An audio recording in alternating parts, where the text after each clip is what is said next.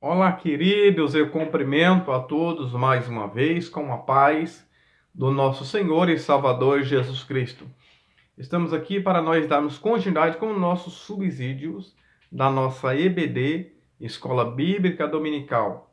Você aqui da região de Presidente Epitácio, nós temos aqui Escola Bíblica Dominical em nossa sede, na Assembleia de Deus, Ministério do Belém, na Rua Cuiabá, 146, todos os domingos, às 8h30 da manhã. Estamos ali com o nosso pastor e presidente, nosso pastor Edvanir Alves da Cruz. E estamos aqui na congregação também da Assembleia de Deus do Belém, na Avenida dos Ipês, 1117. Você também é o nosso convidado especial a estar conosco todos os domingos, às 8h30 da manhã. Aqui é apenas um subsídio, um aperitivo, uma preparação para a escola bíblica. Precisa-se essa necessidade da Igreja do Senhor, como corpo de Cristo, estar presencialmente, estar reunida para juntos aprendermos a palavra do Senhor Jesus Cristo.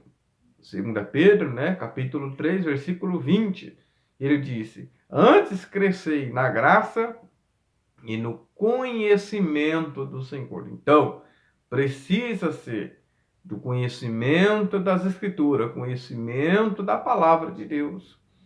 Também precisa da graça, do poder de Deus. Jesus, ele disse na sua palavra, Mateus capítulo 22, versículo 30, errais o homem, não conhecendo as Escrituras e nem o poder de Deus. Então, a pessoa que cresce somente na graça, no poder de Deus, ele pode virar um fanático radical. Agora, se ele crescer somente nas Escrituras, ele pode virar um formalista. Então, precisa-se um crente formal, Então, precisa-se desses dois, do conhecimento das Escrituras, e o cristão precisa-se também experimentar o poder de Deus. Hoje nós estamos com a lição de número 9, que vai nos falar sobre o avivamento pentecostal no Brasil. O nosso textuário diz: e os que ouviram foram batizados em nome do Senhor Jesus. E impondo-lhe Paulo as mãos, veio sobre eles o Espírito Santo e falavam línguas e profetizavam. Atos capítulo 19, versículos 5 e 6. Verdade prática. Deus derramou grande avivamento pentecostal no Brasil.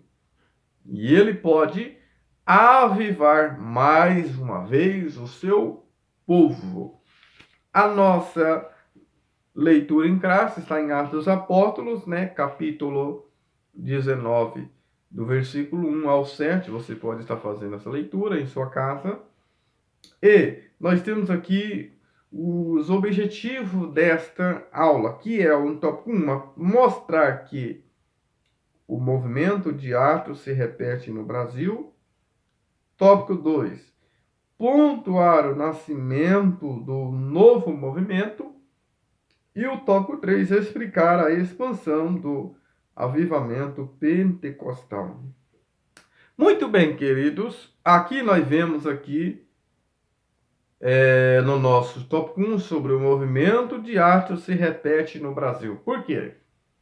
Porque aquilo que aconteceu, queridos, no livro de Atos dos Apóstolos, que foi aonde a igreja ela foi inaugurada com o revestimento de poder de Deus. Já vemos que Atos dos Apóstolos é um livro que não tem ponto final. Os atos que foram realizados pelos apóstolos, como a pregação da palavra como prioridade, a comunhão entre os irmãos na igreja, nas casas, no templo, operação de sinais, prodígio, maravilhas, curas divinas. Tudo isso foi realizado por Atos, que na verdade também deveria ser chamado de Atos do Espírito Santo, porque ali nós vemos atos realizados também do Espírito Santo e com o Espírito Santo na vida da igreja, na vida das pessoas. Só que Atos dos Apóstolos não tem ponto final. Somos nós que damos continuidade aos atos que foram realizados com os apóstolos da igreja do Senhor Jesus Cristo.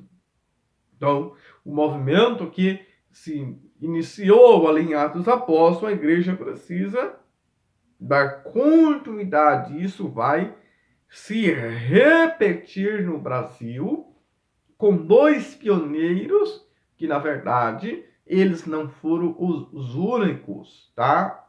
A trazer uma mensagem pentecostal no Brasil, que é Daniel Berg e Gunnar Wingre. Eles não foram os únicos, mas, em especial, nós vamos estar falando sobre esses dois pioneiros aqui o comentarista vai trazer nesta lição. Por quê?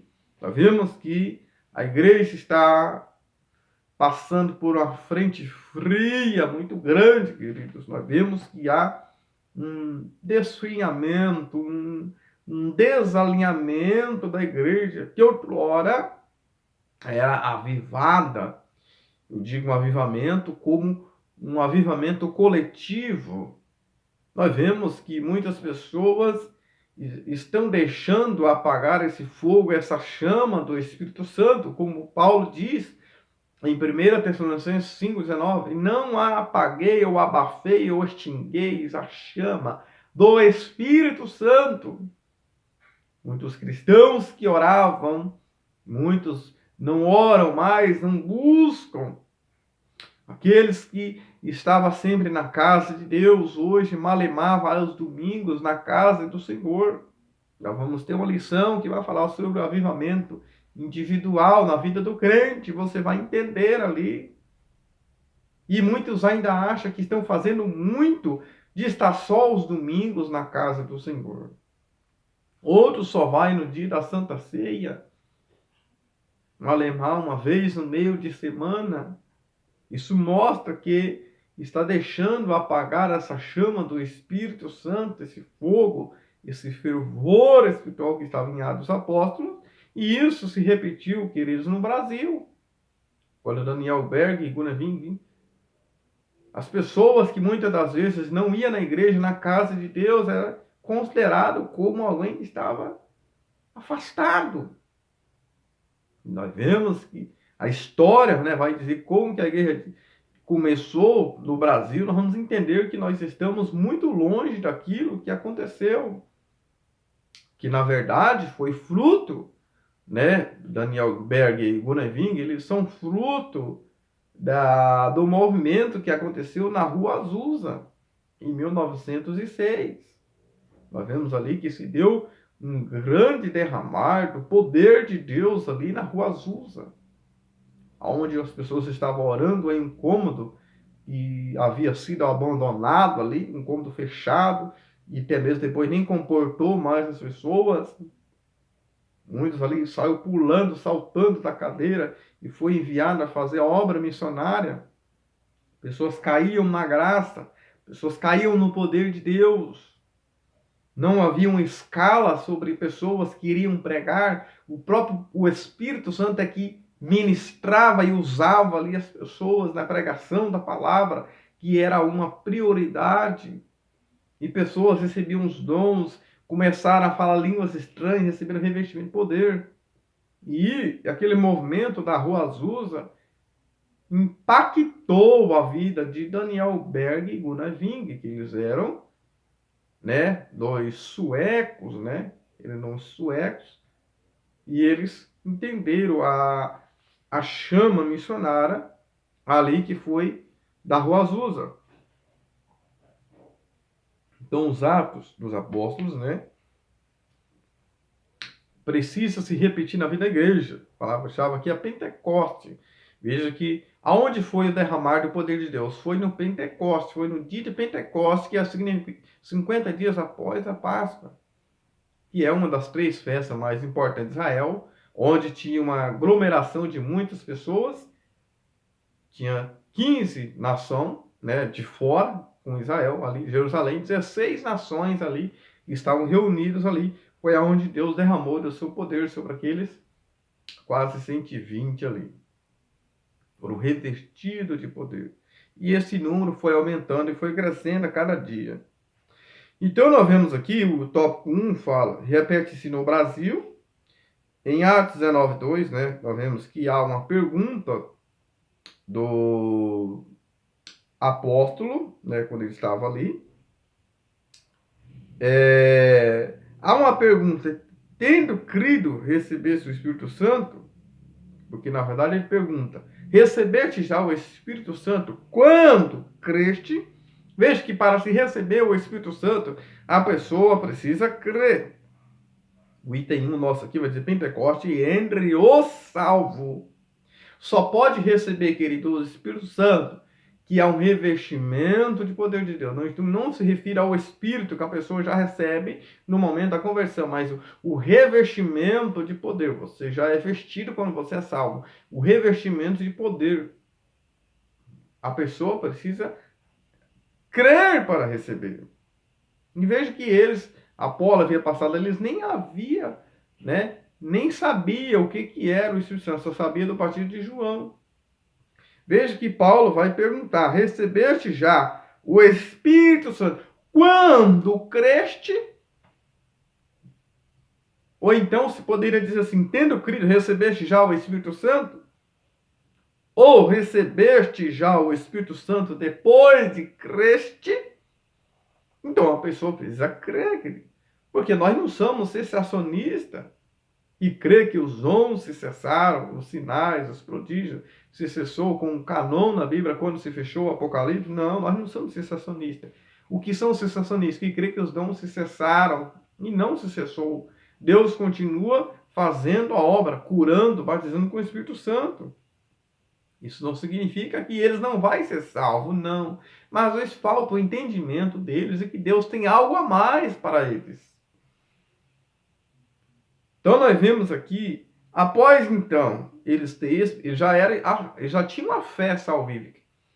Após então eles receber a salvação, que é através da fé, então em seguida Paulo impôs as mãos sobre eles e receberam então o dom do Espírito Santo por imposição de mão.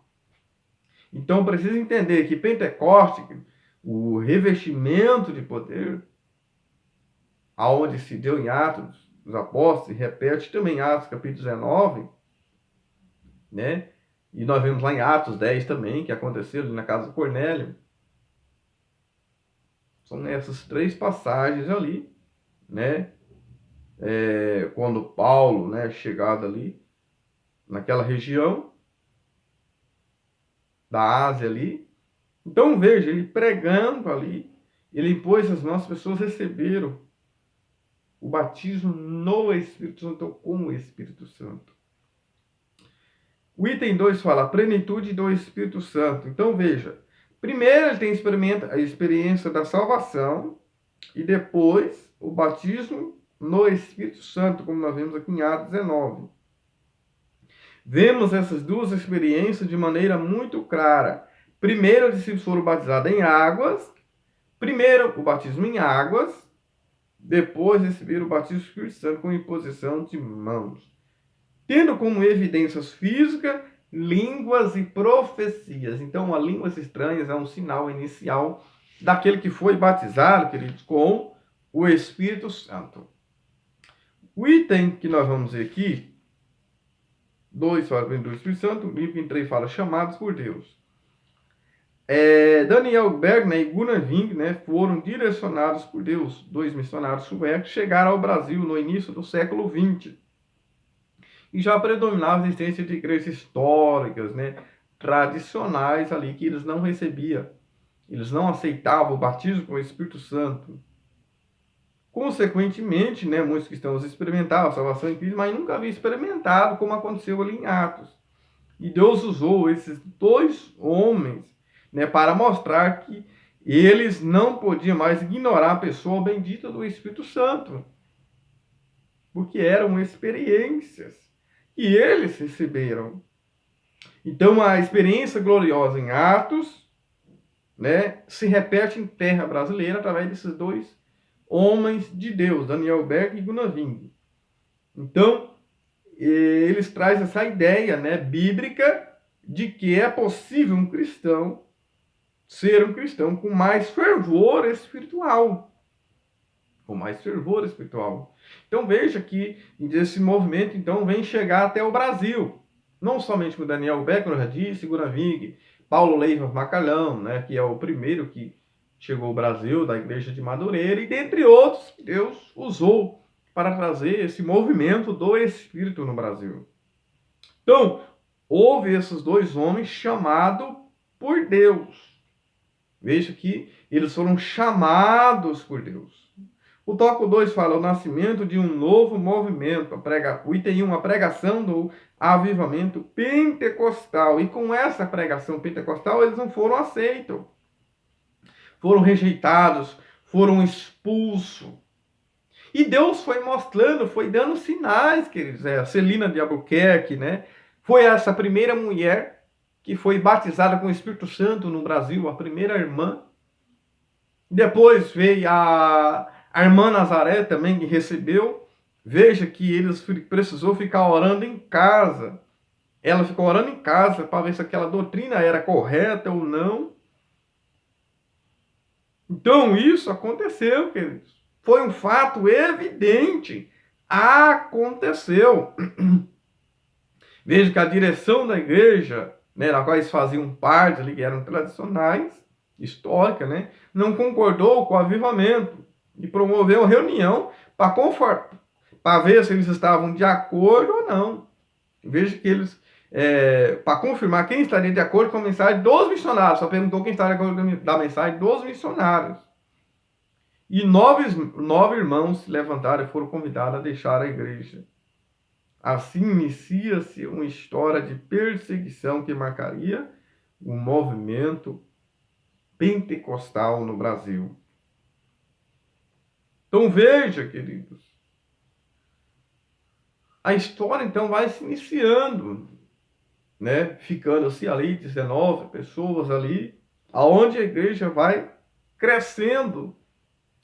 O item 2 fala de crescimento e perseguição. Lá em Marcos 10:30, quando Pedro vai fazer aquela indagação, Jesus diz, e com perseguição, que renunciar a Cristo, incluindo perseguição no pacote, sobre aquele que deseja seguir a Cristo. Então isso é um fato que acontece e vai se realizar em nosso meio. Veja que Jesus diz lá em Mateus 5, né, ele fala sobre as perseguições, bem-aventurado, né, será bem-aventurado. Então, ela se dava na esfera litúrgica, entre outros, por exemplo, nos primeiros batismos no Pará, onde eles haviam orado ao Senhor, e Deus mostrou, né, em profecia de alguém, que eles iam para o Pará, que faz parte do Brasil. Veja que há registro no ato batismal, um sacou o punhal para investir contra o missionário Gunnar Wing, mas lá em fazer um crime, mas a irmã Celina impediu se jogando na frente. Há outros registros, né, em Mosqueiro, né, no interior do estado, uma casa de pregação que foi cercada e apedrejada. Veja o que aconteceu com Estevão, nós já estudou, o mesmo se repete. Os crentes tiveram que sair para se proteger. Então veja, são essas e outras coisas e outros fatos que aconteceu no mundo. Teremos aflições, perseguições, queridos. Porque as trevas, ela não se compactua. A luz não se compactua com as trevas não se compactuam com a luz. No mundo nós vamos ter perseguições, vamos ter oposições, né? Como diz lá no Salmo 34:7, o anjo do Senhor acampa ao redor dos teus teus livros, o anjo sempre vai acampar e livrar o teu povo. Deus sempre vai guardar o teu povo. Ou ele vai permitir, talvez, a morte, mas a pessoa vai alcançar a vida eterna. Como aconteceu com Estevão, e dentre outros que foram mortos, Tiago, morto à espada. Dentre outros aí. O item 3 fala de cura divina, veja. Houve muitas perseguições no início da obra, né? Houve intervenções, né? Houve pessoas querendo parar, mas Deus continuou fazendo milagres, mesmo que aconteceu em Atos dos Apóstolos. No Diário de um Pioneiro, obra escrita, né, por missionário Gunnar Vingre, lá fala de algumas curas que aconteceu. O paralítico que não podia andar voltou a andar, que estava moribundo e não podia mais falar, foi curado e depois foi para os cultos. Há lá nesse diário também uma criança que estava moribunda com febre foi curada, um homem de idade que sofrera hérnia por 9 anos foi curado, um outro homem que havia estado enfermo, mesmo com febre, tinha o seu corpo inchado, foi curado, como batizado com o Espírito Santo. Um homem que viu o seu filho morrer, tomou imediatamente, né, nos braços e começou a invocar o nome do Senhor, e a criança imediatamente voltou à vida. A esposa, quando viu, se entregou ao Senhor Jesus, e esse, dentre outros sinais que aconteceram, é o que está lá em Marcos 16, 20. O Senhor é cooperando com eles, com sinais, prodígios e maravilha. Tudo isso, queridos, se repete no Brasil, algo que aconteceu lá em Atos. E hoje, se eu estou aqui no Brasil, aceitei a Cristo, se nós temos os dons espirituais, se nós recebemos algo de Deus, se você é batizado pelo Espírito Santo, foi porque alguém sentiu a chama no seu coração, foi porque alguém se esforçou. Não foi fácil para eles ir ao Brasil, eles nem conheciam, eles nem falavam português, eles eram suecos. Aí foram para Nova York e, por fim, embarcaram para o Brasil. Enquanto, né, um trabalhava, o outro ia pregando a palavra para aprender a língua em português. Não foi fácil. Não existe nada fácil, queridos. Tudo é com sacrifício. Tudo é com sacrifício. Hoje nós vemos as pessoas que querem as coisas com as mais facilidade, mas no reino de Deus não é assim. O tópico 3 fala da expansão do avivamento pentecostal. Item 1 fala um modelo centrífugo. O que é centrífugo? Ou seja, é algo que é de dentro para fora. Hoje existe a centrífuga nas máquinas de secar a roupa, existe na gelatina a centrífuga, é que tudo gira interno dela, é algo que vai purificando. Ou seja, o movimento centrífugo quer dizer que é um crescimento de dentro para fora. Veja que no Brasil os cristãos não só pregavam nas igrejas, eles pregavam nas ruas, pregavam nas praças, com evangelismo, nos hospitais, nas cadeias, né? Ou seja, é um crescimento que está de dentro para fora. Veja que Jesus falou lá em Atos 1:8, e ser-me-ei, recebeis poder e ser minhas testemunhas, tanto em Jerusalém, como em toda a Judéia, Samaria, até os confins da terra. Jesus não falou que é só em Jerusalém, tanto em Jerusalém, como em toda a Judéia, Samaria, até os confins da terra. Ou seja, é de dentro para fora, é um crescimento de dentro para fora. E a nossa igreja no Brasil, ela precisa crescer não porque pega pessoas de outra igreja. Não pode ser um inchaço, porque há muitos que são inchados. São só volume de pessoas, fruto dessas igrejas históricas, que pega de uma igreja aqui, pega de outra ali, não prega, não ganha almas, não discipula, não evangeliza. Então, dessa forma, a igreja não cresce. A igreja só cresce quando ela prega a palavra de maneira sadia, quando ela ensina a palavra. Quando os crentes vão para os cultos, tanto o fim de semana, meio de semana, ou todos os dias que tiver, isso mostra que verdadeiramente aquele cristão é avivado e ele tem sede de Deus. Ele é como uma fonte inesgotável, sempre jorrando. E aí vai a expansão da obra. É um modelo centrífugo, ou seja, de dentro para fora. Desde que eles começaram numa pequena casa, num salão, num bairro, né, numa cidade, os pentecostais vão entrar pelas ruas, nas casas, escolas. E assim a obra vai se expandindo. O avivamento pentecostal foi crescendo de maneira nunca vista em nosso país. De maneira nunca vista. Não é um crescimento centrípeta, que é de fora para dentro, não, mas precisa ser de dentro para fora. O item 2 diz que há um crescimento acentuado. Ou seja, precisa-se crescer a cada dia. Segundo os dados do IBGE, em 2010, né? 2010, né, esses dados do IBGE, os evangélicos eram constituídos de aproximadamente 42 milhões de pessoas. E hoje esse número tem aumentado. Esse número tem aumentado. Se 2010 era 42 milhões, a tendência é crescer.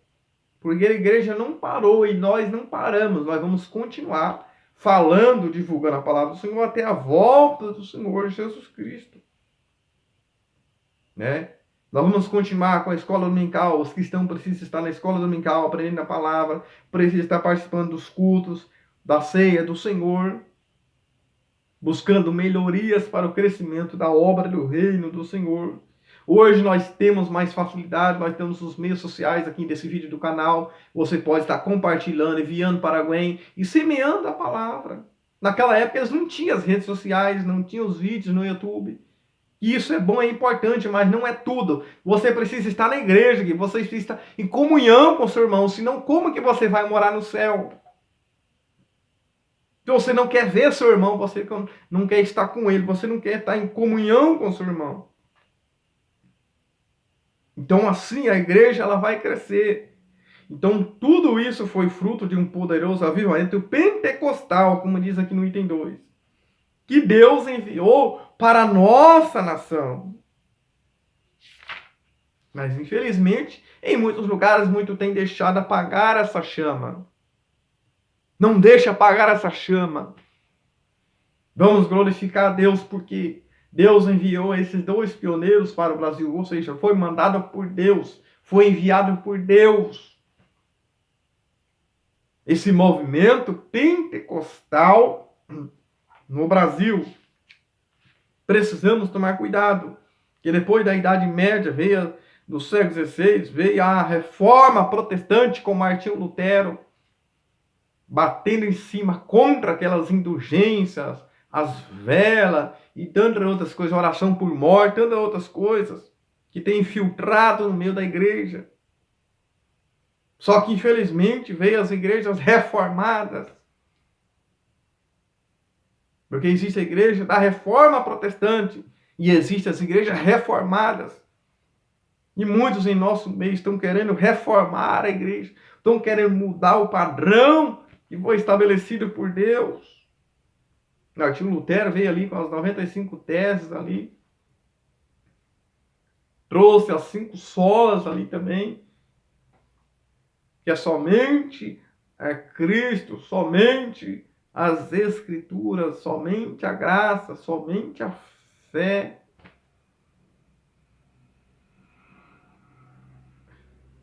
Contra aqueles movimentos, aquelas indulgências ali. E falando da salvação em Cristo Jesus. A salvação vem do grego sores. A salvação está associada à cura também. Sores quer dizer salvação, libertação, cura e preservação.